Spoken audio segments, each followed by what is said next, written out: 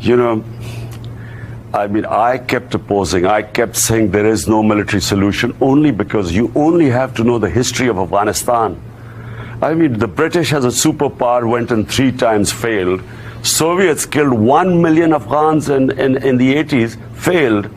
And how you knew that this was going to be a war that is just would not have achieved any results. Someone should ask, I mean, if I was an American, I would ask that $1.5 trillion at least have been spent in Afghanistan. What have we achieved in this?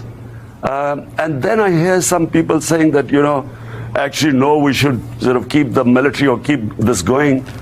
This will go on for another 19 years. The taxpayer in U.S. is going to keep pouring in money in there.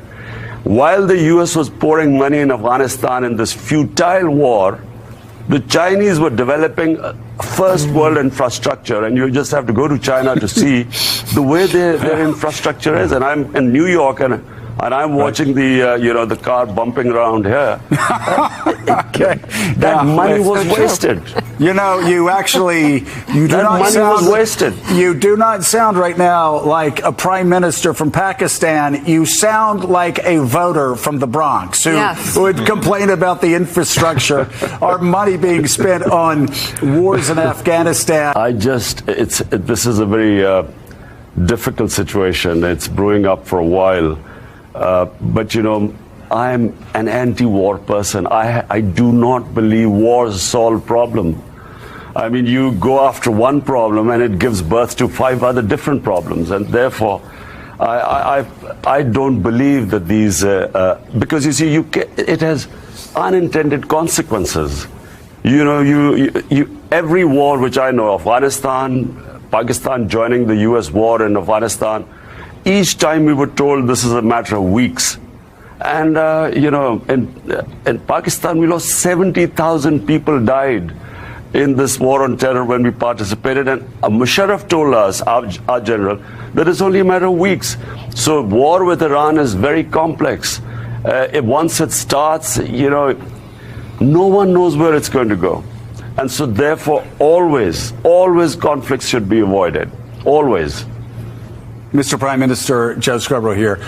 The United States and Pakistan, of course, as you know better than anybody, we have had at times a tumultuous relationship. The Pakistanis have believed through the years that Americans have been unreliable partners. We have not followed through on weapons deals.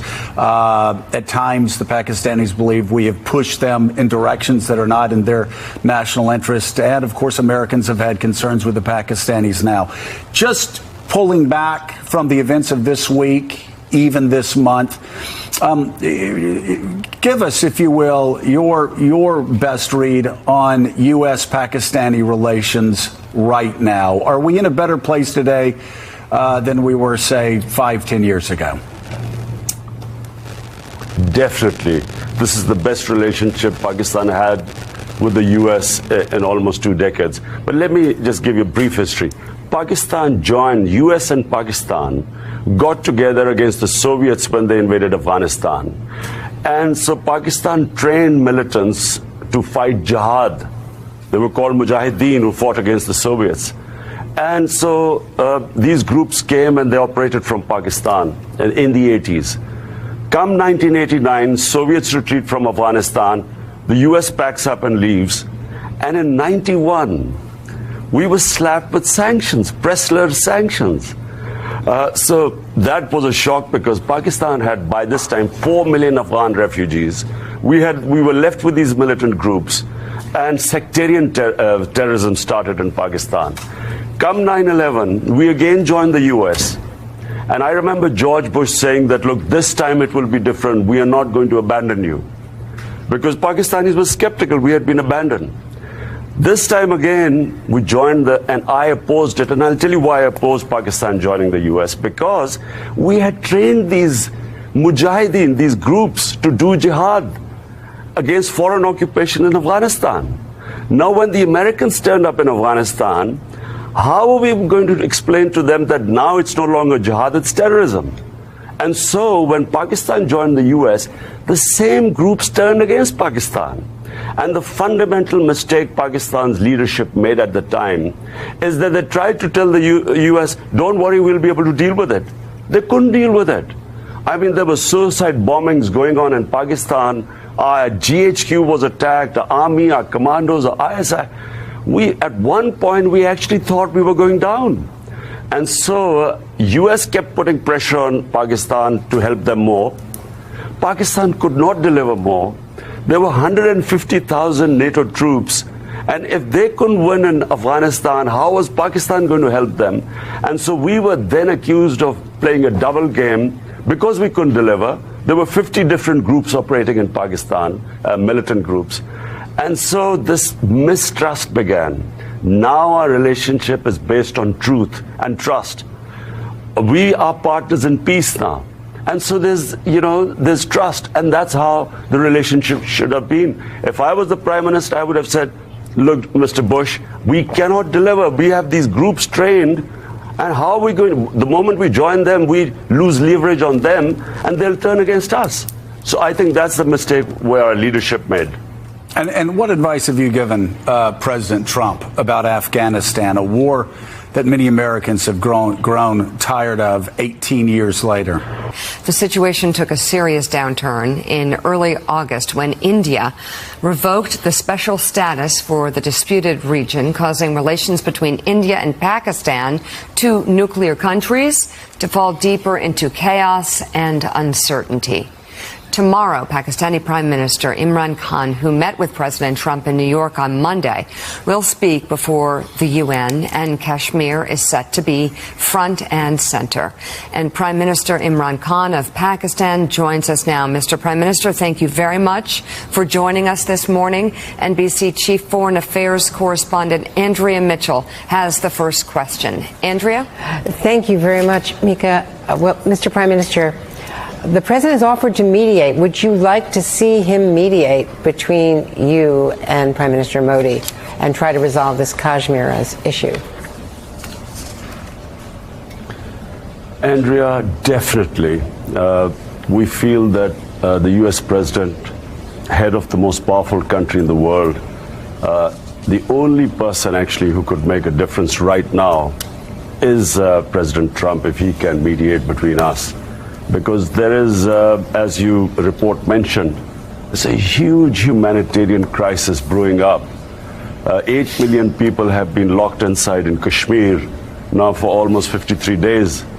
And so we hope that the U.S. president intervenes.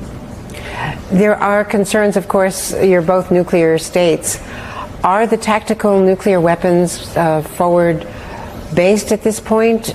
Can you reassure Americans that what used to be known as the triple key to make sure that the U.S. also had oversight over any potential use of nuclear forces is still in place?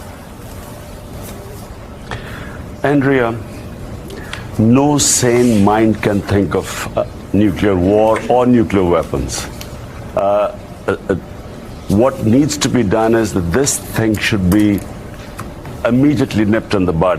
Where it is heading right now, my fear is that there are 900,000 troops in the valley, and they've locked in 8 million people. Now the fear is that once they lift the curfew, there's going to be bloodshed. And that's why we want the president to intervene before things go a step further. And that's really my concern right now, and I mainly came to the UN to raise this with the world leaders. Mr. Prime Minister, this is Ayman Mohideen, and I was curious here to pick up on your point, wanting the United States to mediate. You've obviously sat next to President Trump, and you've been dealing with this administration. Has this administration in any way, shape, or form asked you for any type of quid pro quo in exchange for mediating? And if so, what might that be? What does the U.S. want from Pakistan in order to try to mediate this conflict? This is a completely separate issue. It concerns over 1 billion people of the Indian subcontinent. So this, the United States, number one, but United Nations Security Council is the other option. or the U.S. could operate through the UN Security Council, because there are 11 resolutions by the Security Council on Kashmir. So that's one area. But quite separately, the other two neighbors of Pakistan, one is Afghanistan, the other is Iran. We are trying our best. We are speaking to Iran. I spoke to President Trump, and he thought I should try and mediate between the U.S. and Iran, a nuclear deal. And the other is Afghanistan, which again is in the interest of Pakistan, that there's peace there. I mean, there's 4 decades of conflict. People of Afghanistan are suffering. There's no quid pro quo. I mean, it's in our interest that there's peace there.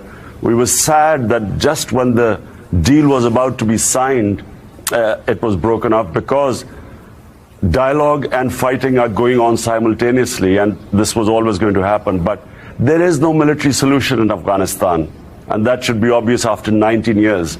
So it is in our interest that there's peace in both Afghanistan and Iran. The problem with Iran is that if there's a conflict, our country's developing world is going to take a real beating, because the oil prices will shoot up.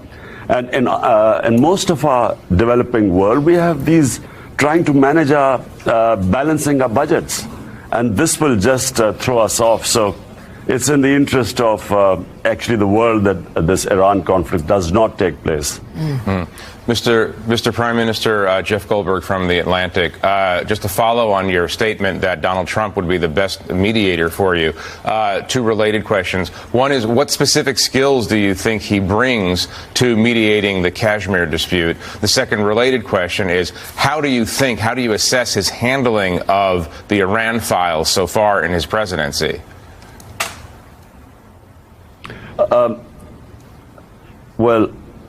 U.S. is, again, I repeat, the most powerful country in the world, and the U.S. can mediate. The U.S. has the clout. Problem I'm facing right now is, unfortunately, and it is unfortunate, and it's being realistic, countries look upon India as a market of 1.2 billion people. And that's what I'm sad to say, that's what the Indian Prime Minister is, that's his leverage. And that's why he's done something so incredible, revoking the Constitution, going against UN resolutions, and he's actually boxed in these people. And so US being the strongest country in the world, with leverage in the UN Security Council, and just as the biggest trading partner of India, US has the best leverage, and that's what Mr. Trump has in his hands. About Iran,